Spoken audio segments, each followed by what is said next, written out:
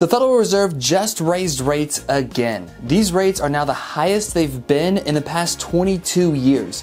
What does this mean for our housing market and more specifically our Charlotte, North Carolina housing market? Stay tuned.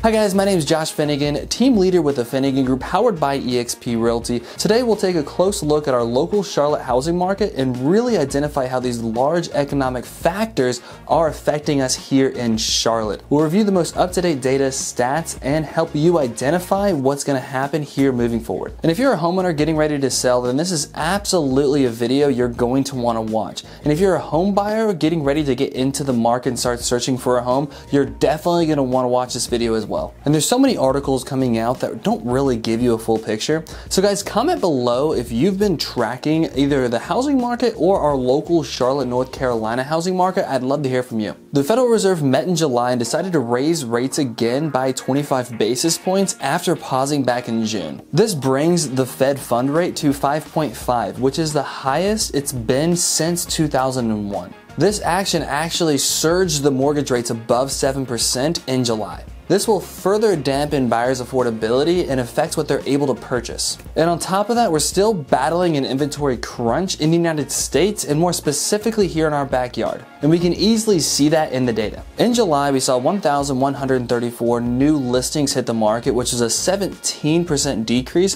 from the amount of new listings that hit the market in June. And it was a 34% decrease from the amount of new listings we saw in July of 2022. So we're still seeing homeowners choose not to put their homes on the market, which is leaving those number of new listings very, very low. I mean, just last year we saw 34% more people put their homes on the market.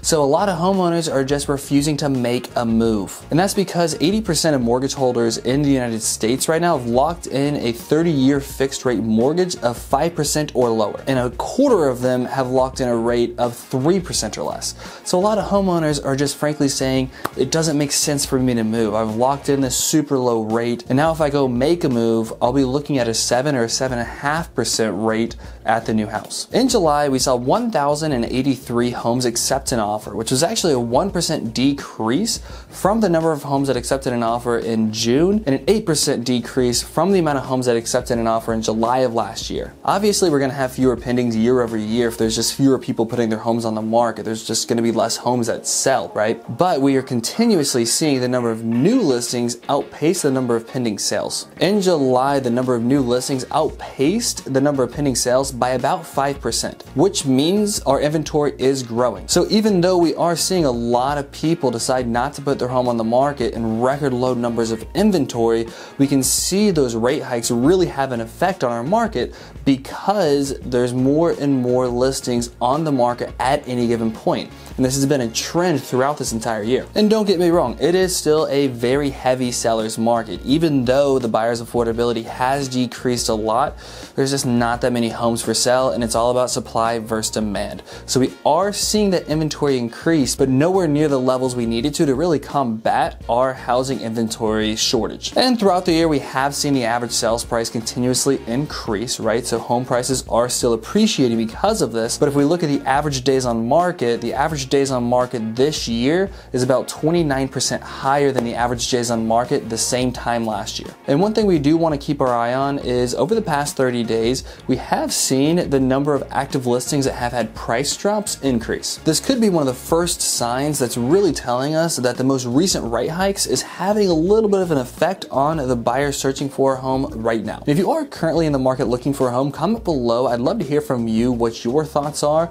on this market. Are you seeing a lot of competition? How do you feel about where the rates are and how they're rising? In July, we saw 975 homes closed, which is a 24% decrease from the amount of closed homes in June, and it's a 25% decrease from the amount of homes that closed the same time last year in July. And again, closed data is lagging data. Obviously, the number of closed homes have continuously been decreasing when we look at month over month and also year over year, and it's frankly because fewer people are putting their homes on the market. In July, we saw the average sales price here in Charlotte at $500,000 $334,500, which was an 8% decrease from the average sales price in June, but it was still a 6% increase from the average sales price of July of 2022. So July was the very first month this year that we saw the average sales price here in Charlotte actually decrease. This is definitely something you don't want to be fearful of or worry about. There's a lot of seasonal trends affecting our housing market. Usually once you get to the middle of summer to the end of summer towards the fall, you start seeing the average sales price either not accelerate as much or possibly dip a little bit. If we keep seeing rates surge and we keep seeing the average sales price decrease by this amount month over month, and it could point to these rates are having a big impact on home buyers. But again, if we look at the year-over-year trends, we have still seen a very healthy increase in the average sales price in our Charlotte area. So there's definitely a few things that we really want to pay attention to and keep an eye on as we move forward through the second half of this year. First is what Jerome Powell and the Federal Reserve does. The housing market is very sensitive to mortgage rate changes. And when the Federal Reserve met in July, Jerome Powell mentioned that this may not be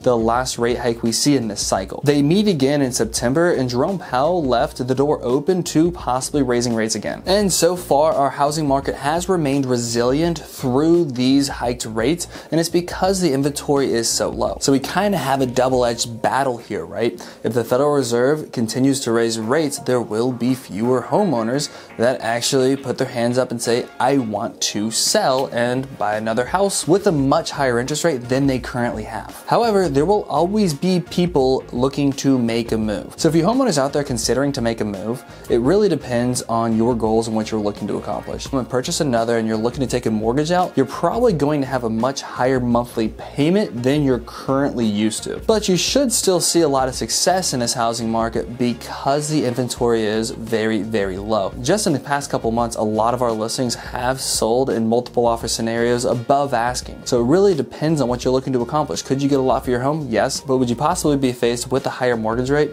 More than likely you will. Probably the biggest question I get asked is, Josh, is now a good time to buy? And frankly, it really depends. Is it right for everyone to buy right now? And the answer is no. Housing affordability is at record lows, and because we have such an inventory issue, first, there's not a lot of homes for you to choose from. Second, you're still going to have a high demand for those homes on the market. One of the biggest things though, if you have to stretch yourself and you're not comfortable with that monthly mortgage payment, then you may want to wait a little bit. You never want to put yourself in a negative position where you're unable to afford the home that you purchase. And I know a lot of realtors out there will say, marry the home and date the rate, right? Buy this house at a high interest rate where your mortgage is higher than you want it to be, and then just refinance when those rates drop, which is a strategy, but you never know when rates are going to go down. So I always recommend to my clients, don't buy a house betting the rates are going to go down at a certain time period, because they may not. We may not see rates come down for a very long time. We may start seeing them come down a little bit towards the second half of 2024,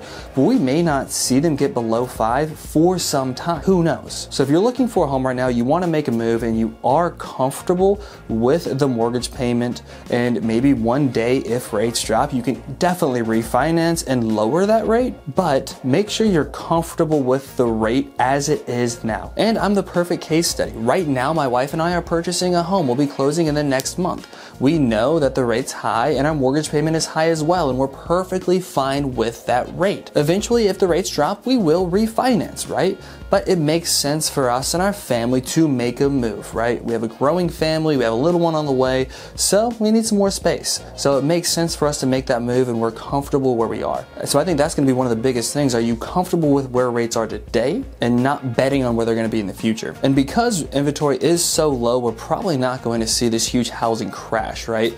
The housing market has been extremely resilient. It's been a lot more resilient than the Great Recession a decade ago. So we're probably not going to see this huge drop in home prices. We're probably going to see gradual increase in home prices over the next few years. And one thing is, once those rates do drop, there's a lot of home buyers are going to be sitting on the sidelines. They're going to jump in at that point and purchase. So when those rates do drop, we're probably going to see a pop in demand, which means a lot more buyers for this low inventory market, which means you're going to be in a little bit more of a competitive situation. So we could see prices jump quite a bit at that time. So there's a lot of different factors. It really boils down to what's right for you and your family. So if you are considering buying, selling, or investing in real estate here in the Great greater Charlotte area, myself and my team would love to be your real estate resource of choice. Feel free to give us a call, text us, email, carrier pigeon, whatever works best for you.